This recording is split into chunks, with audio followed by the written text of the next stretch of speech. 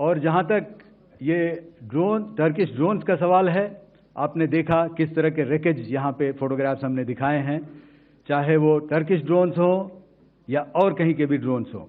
हमारे counter US systems, हमारे trained air defence operators पूरी तरह सक्षम हैं और हमारी देश की जो इंडिजिनस कैपेबिलिटी है काउंटर यूएस के लिए, उसने दिखा दिया है कि चाहे किसी भी तरह की टेक्नोलॉजी आ जाए, हम उसको काउंटर करने के लिए तैयार हैं। और मुझे बोलने की ज़्यादा ज़रूरत नहीं है, आपने खुद ही अपनी आंखों से देखा है हमने इनका क्या हश्र किया है। एहसान फरामोश तुर्की का बाइकॉट हो रहा है भारत के अंदर और उसको बहुत बड़ा नुकसान इससे होने जा रहा है। हमारे दुश्मन की मदद करने का उसको ये इनाम मिल रहा है, एक तरीके से इनाम बोलिए या सजा बोलिए, लेकिन तुर्की को ये बहुत भारी पड़ने वाला है। 2023 का वो वक्त शायद आपको याद होगा जब तुर्की के अंदर बहुत भयंकर जो है भूकंप आया था और उस भयंकर भूकंप में मदद करने वालों में सबसे आगे भारत खड़ा था, चाहे मानवीय मदद हो या फिर राहत सामग्री की मदद हो। हमारी सेना वहां पर पहुंची हुई थी और जिस वक्त पर तुर्की बर्बाद हो रहा था उस वक्त पर भारत ने सबसे पहले वहां पर मदद पहुंचाई थी। लेकिन उस एहसान को चुकता करने का जब वक्त आता है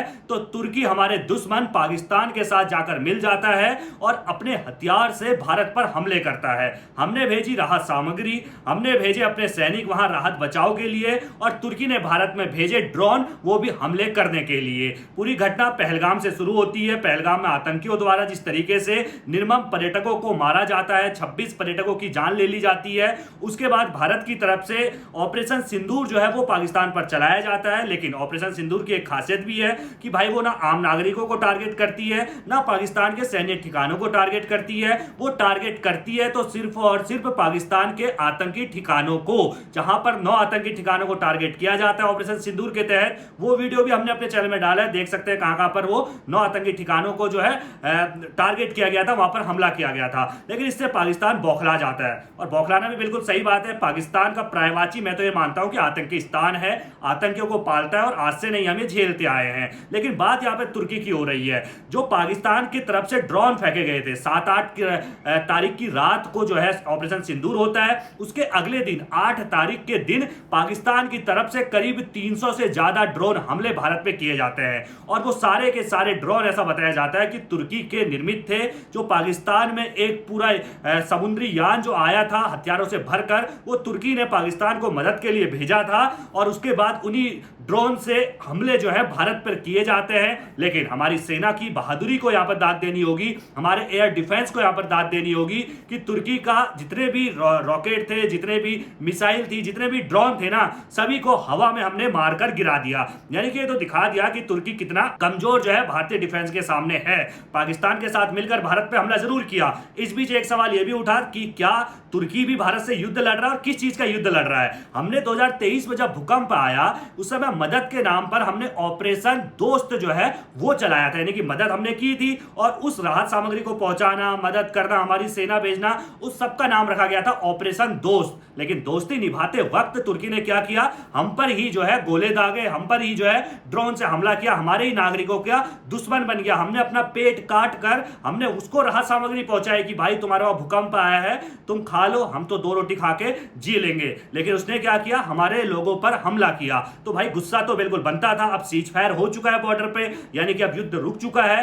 तो अब जो असलियत निकल कर आ रही है कि भाई तुर्की ने पूरी तरीके से मदद की, सिर्फ ड्रोन नहीं भेजे, अपने सैनिक भी भेजे, ड्रोन ऑपरेटर भी भेजे। खबर निकल कर यह भी आई कि 2 ड्रोन ऑपरेटर जो थे वो भी भारतीय हमले में मारे गए हैं पाकिस्तान के अंदर। तो भाई गुस्सा तो होना बिल्कुल लाजमी था ही था, क्योंकि हम दोस्त का तरीके से उसको पेश आ रहे हैं, हम उसके लिए मदद कर रहे हैं और वो हम पे हमला कर रहा है। तो जब युद्ध रुका, सीज फायर का ऐलान हुआ, तो हर भारतीय के अंदर देश प्रेम जो बिल्कुल कूट कूट कर भरा हुआ है, इसको कोई भी दिखाने की जरूरत है ही नहीं, वो सीधे तौर पर झलक रहा है। बाइकॉट तुर्की आप देखिए सोशल मीडिया में किस तरीके से ट्रेंड कर रहा है। पुणे में जहां पर सेब तुर्की से आया करते थे और करीबन 1000 से 1200 करोड़ का जो है ना वो सालाना टर्नओवर सेब का तुर्की का जो है वो सेब का भारत में हुआ करता था, अब वो बिल्कुल खत्म हो चुका है, बाइकॉट हो चुका है। मार्बल आप सोचिए भारत के अंदर, भाई देखिए भारत बढ़ता हुआ बाजार है, हर दुनिया यहां देखती है कि भाई यहां हमारा सामान बिके, हमारा बिके। मार्बल के क्षेत्र में हमारे देश में जितना भी मार्बल बाहर से आता है उसमें से 70% मार्बल तुर्की से आता था, वो सब बंद हो गया।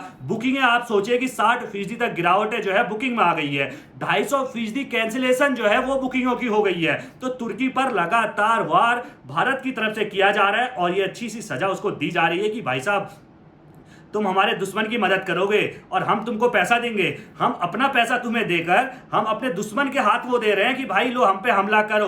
तो इससे अच्छा है जब तक भाई तुम दोस्त हो, हमारा तुमसे कोई रिश्ता नहीं है। तुर्की का बायकॉट हो रहा है और इसीलिए हो रहा है कि दोस्त दोस्त नहीं रहा, दोस्त दुश्मन बन गया। वैसे अगर बात करें तुर्की की तो दोस्त तो रहा ही नहीं। आप सोचिए 10 साल में करीब 10 से 12 दौरे पाकिस्तान के जो है तुर्की के राष्ट्रपति कर जाते हैं। अभी खुद इस युद्ध के बाद दोनों मिलते हैं, एक दूसरे को बधाइयां देते हैं, भारत को चिढ़ाने का काम करते हैं। अब भारत तुमको चिढ़ा रहा है और चिढ़ा ऐसे रहा है तुम्हारा बाइकआउट करके, चिढ़ा ऐसे रहा है तुम्हारा व्यापार ठप करके। भारत दुनिया का सबसे बड़ा बाजार है भाई और यहां पर अगर तुम हमसे पंगा लोगे तो नुकसान होगा। इसके अलावा अजरबैजान है, इसके अलावा चीन है और पाक है और तुर्की है। 4 देशों ने मिलकर भारत के साथ रणनीति लड़ी, भारत के साथ युद्ध लड़ा, भारत के खिलाफ षड्यंत्र रचा और अब उसका जवाब हर भारतीय दे रहा है। और यह हमारा कर्तव्य बनता है कि हम तुर्की के किसी भी सामान का बाइकआउट करें, हम नहीं खरीदेंगे। या आज आप शपथ लीजिए क्योंकि भाई वो हमारे दुश्मन की मदद कर रहा है। व्यापारियों ने तो सीधे मना कर दिया कि हम खरीदेंगे ही नहीं, तो हमारे तक पहुंचेगा ही नहीं। फिर भी अगर आप तक पहुंचता है तो आपको नहीं खरीदना है। इस खबर पर आपकी क्या राय है कमेंट करके जरूर रखिएगा और सभी खबरों को पहले पाने के लिए बेल आइकन दबाना बिल्कुल ना भूलिएगा। एक